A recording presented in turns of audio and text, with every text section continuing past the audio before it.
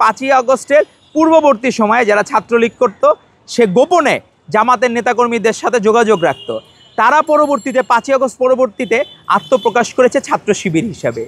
তো এই যে রাজনীতি, যে মুনাফিকি চরিত্র, আপনি আপনার সুবিধা মতো বলবেন ছাত্রলীগ, আপনি আপনার সুবিধা মতো বলবেন বৈষম্য বিরোধী, সুবিধা মতো বলবেন নো পলিটিক্স, আবার সুবিধা মতো বলবেন ছাত্র শিবির, আবার কখনো ঐক্যবদ্ধ শিক্ষার্থী জোট।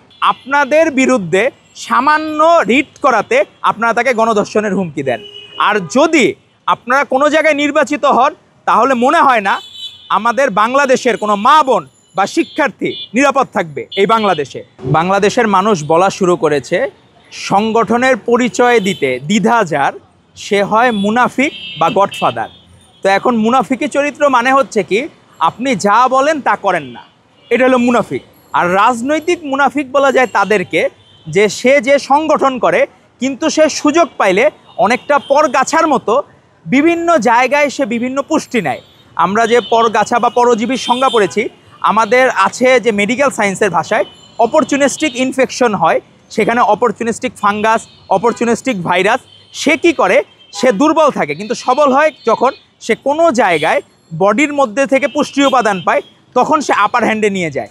মানুষের শরীর যখন দুর্বল থাকে তখন সে প্রভাব বিস্তার করে। তো আমার মনে হয় 5ই আগস্টের পূর্ববর্তী সময়ে যারা ছাত্রলীগ করত সে গোপনে জামাতের নেতাকর্মীদের সাথে যোগাযোগ রাখত, তারা পরবর্তীতে 5ই আগস্ট পরবর্তীতে আত্মপ্রকাশ করেছে ছাত্র শিবির হিসাবে।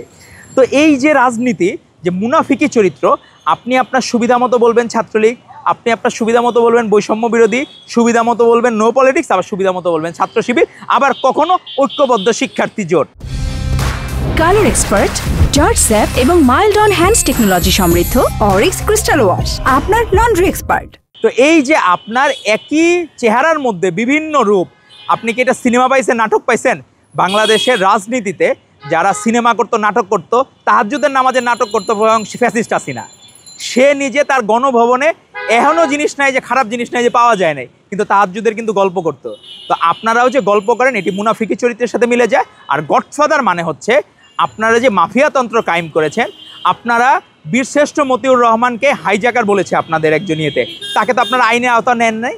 আপনারা কেন তা গ্রেফতারের দাবিতে আপনারা মিছিল করেন নাই কেন?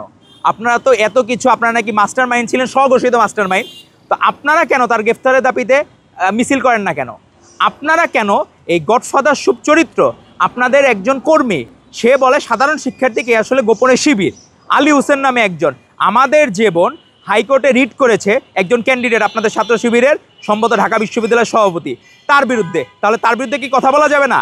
আপনাদের বিরুদ্ধে সামান্য রিট করাতে আপনারা তাকে গণধর্ষণের হুমকি দেন। আর যদি আপনারা কোনো জায়গায় নির্বাচিত হন, তাহলে মনে হয় না আমাদের বাংলাদেশের কোনো মা বোন বা শিক্ষার্থী নিরাপদ থাকবে এই বাংলাদেশে। তো আমরা চাই না কোনো মুনাফিকি আচরণ বা গডফাদার চরিত্র বাংলাদেশে আর ফেরত আসুক।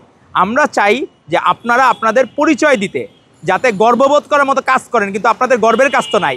৭১-এ তো আপনার গর্বের কাজ করেন নাই, এজন্য আপনারা গর্ববোধ করেন না দেখেই আপনারা হীনমন্যতায় ভোগেন, নিজেদের সংগঠনের পরিচয় দিতে দ্বিধাবোধ করেন।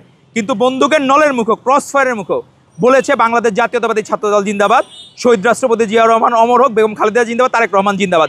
এক মুহূর্তে আমাদের নেতাকর্মী আপোষ করেনি, কারণ সে বিশ্বাস করে জিয়াউর রহমানের আদর্শ, বেগম খালেদা জিয়ার যে ধারা এবং আমাদের ভারপ্রাপ্ত চেয়ারম্যান তারেক রহমানের যে ডাইনামিক লিডারশিপ, তার মাধ্যমেই বাংলাদেশের উন্নয়ন সম্ভব এবং সুন্দর, সমৃদ্ধ, সাম্য ও মানবিক বাংলাদেশ বিনির্মাণ সম্ভব। কিন্তু আপনাদের এরকম কোনো এজেন্ডা নাই। তো আপনারা অতীত থেকে শিক্ষা নেবেন, নিজেদের ভুলগুলোর জন্য ক্ষমা প্রার্থনা করবেন, আর অতি দ্রুত আমরা চাবো নিজেদের লেবাস থেকে আপনারা বের হবেন।